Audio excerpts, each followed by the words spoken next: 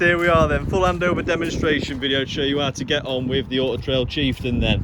So, right at the front is your bonnet access just here. So that's going to get you underneath the bonnet. Once you're underneath the bonnet, there's a couple of important things here. A lot of it you don't need to see, but some of it you are going to. Some of it is going to be more for your mechanics. So your windscreen fluid top-up's just there. Bob that open, fill a little funnel in to fill your windscreen washer fluid up.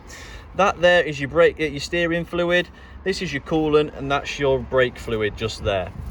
These lot are all going to be accessible for, you know, your mechanics and bits, and if they need to know how to, they just need to twist these keys on top, and then they can lift that plastic insert out, and then they can get access to the top of them to fill them up, vice versa. Your oil top-up's just there, and your dipstick's just below. This here is your earth, and this here is your positive. So that is connected to the red on the top of the vehicle battery, and that's connected to the black, the earth of the vehicle. So your black goes on there, and your red goes on there. Underneath this big circular device is your air filter. This is the weight plate for the chassis when it came out from the Fiat factory. After Fiat it went to Alco, so they put their plate on it, and after Alco, Autotrail put their conversion on the back. So this is your most, so third stage conversion. This is your last and most up-to-date weight plate just there. And what this tells us is the gross vehicle weight is 5 tons. The max permissible allowance of the vehicle is 6 tons. So it can tow a ton vehicle behind it whilst fully loaded. Around the side of the vehicle, we've got the diesel fill-up.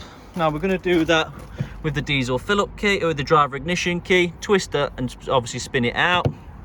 You've got seat adjustments in here. So when you're doing the seat adjustments, make sure you're sat in the chair because they're spring loaded. So if you watch, just springs it straight up. So make sure you sat in the chair when doing the adjustments. This one raises and lowers the front, this one raises and lowers the back, and this one does your lumbar at the rear. To slide the chair forward and backwards, we use the metal bar, and to spin the chair, we use this lever just here, pushing it around. Now I can spin the chair into the backwards facing position, and when I pull it forward, it locks in position so I can't move it now. Here it tells you about your tyre pressures that you need to keep them set at.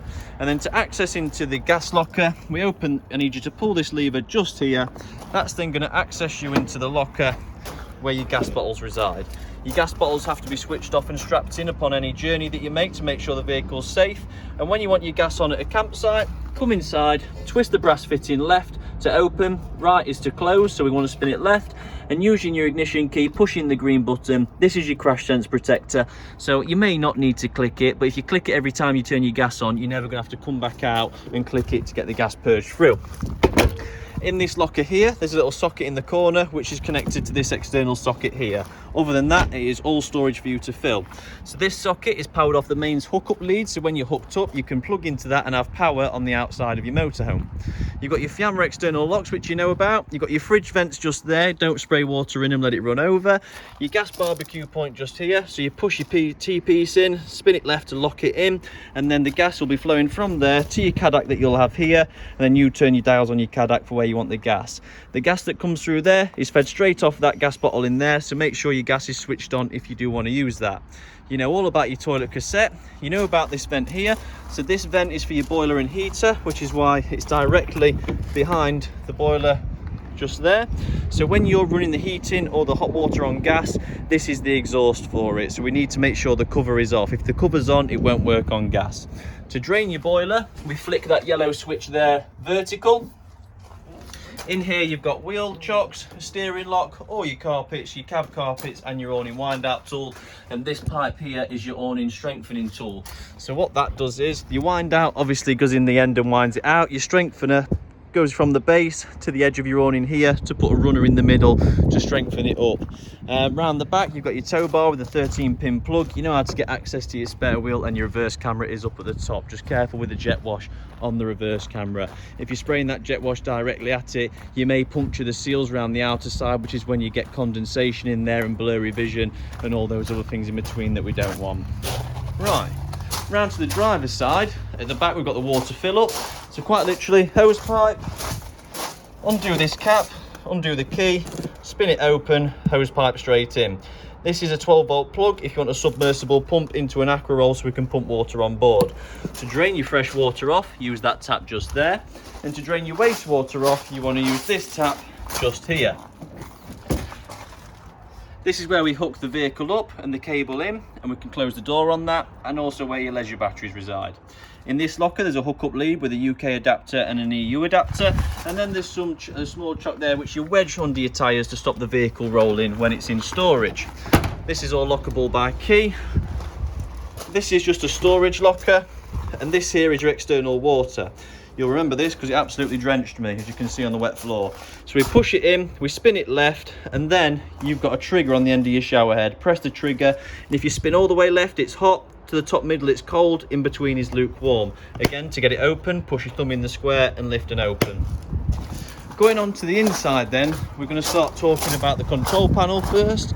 Then I'll move on to the electric heating and gas heating. Then I'll move on to the electric and gas on the boiler before moving round to the satellite dish and the control fuse board.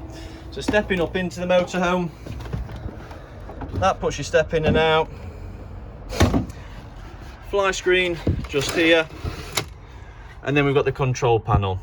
So I'll turn these off and I'll go back to the main screen. I'm not going to let you look because I'll confuse you. I'm just going to start at the beginning. So here, your first screen, so you turn the panel on, the time comes on.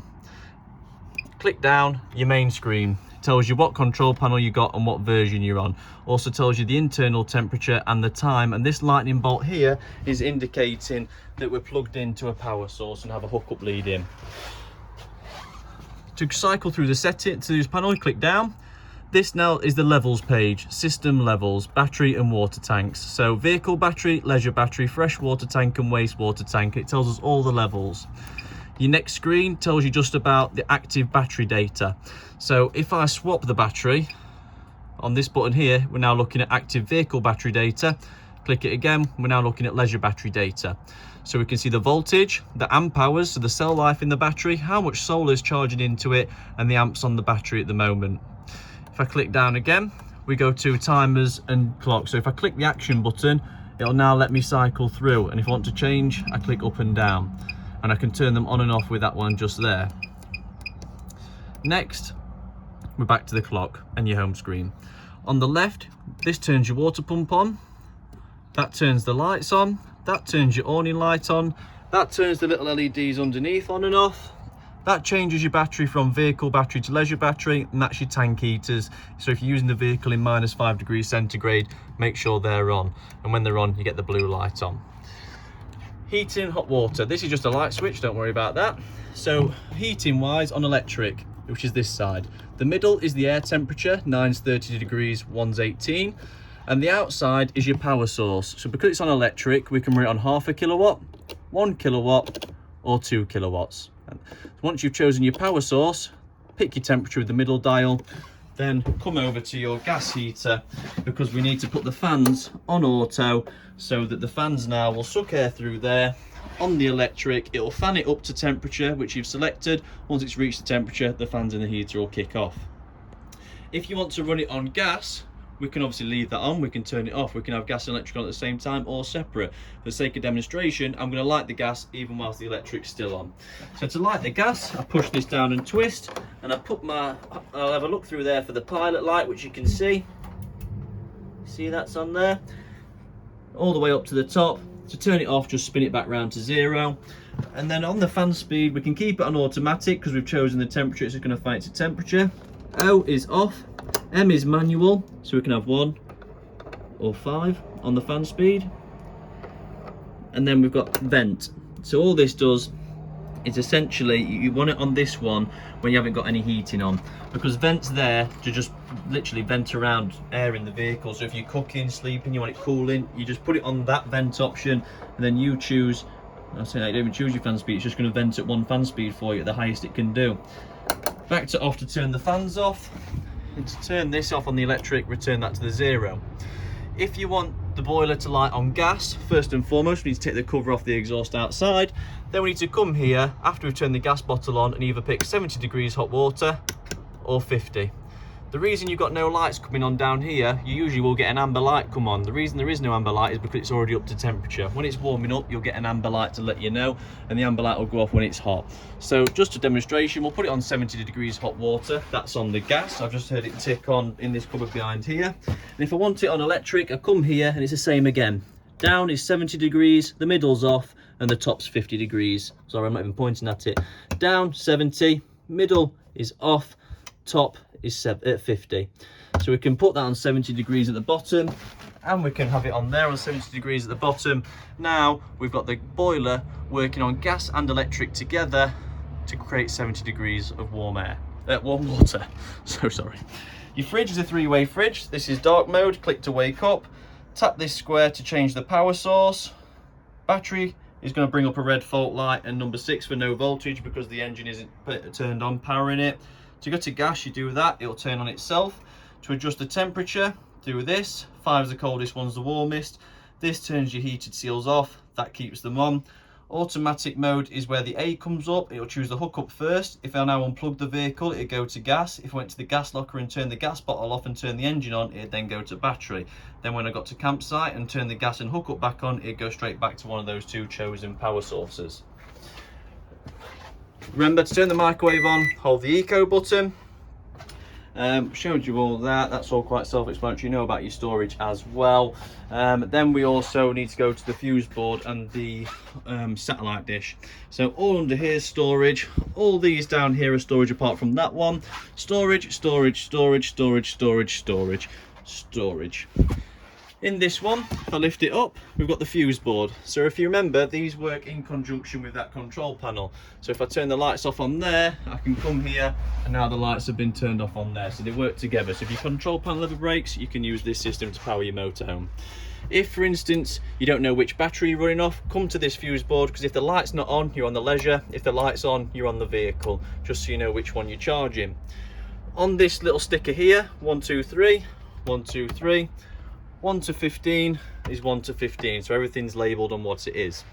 You've got USB for charging, and to turn your max view aerial on, you want to hold the on button. It's all going to flash on, turn on, until this green light's on and all the other lights are out. Then hold your scan button down, and these lights will flash. It'll go to the second one and keep flashing on the second one. You'll hear the dome spinning round until it locks on.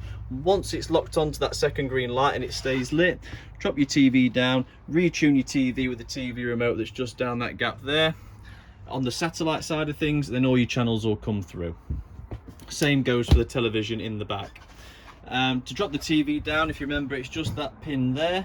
I don't know if you can see it. Where is it? Just there. Look, that's your pin. You pull that out. You know how to do the swivel seats now. That's your hill descent assist, so that's going to let the engine rev out higher before it changes gears going downhill. That's hill ascent assist, so that's going to let your gears rev out longer when going uphill for smoother changes. Traction control, central locking, heat the windscreen up. There's your air conditioning. For your sat nav, click the middle. For media, which is CD and AUX, click that one. Radio, self-explanatory. Phone and more is there. Your electric mirrors are just controlled there, windows are controlled there, and then you've got your dipped beam height there and your fog light switch as well. And I think pretty much on the basis of what we covered, that's what you wanted to know a bit more about, and obviously just a bit of a reminder to help you get out on the road in it. This is tuned in the back now. I know we set this off running when we was doing the handover, so I'll click OK, done.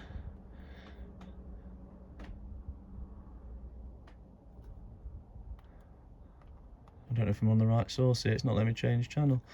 That one, that'll help. Live TV, not AV, you want live TV.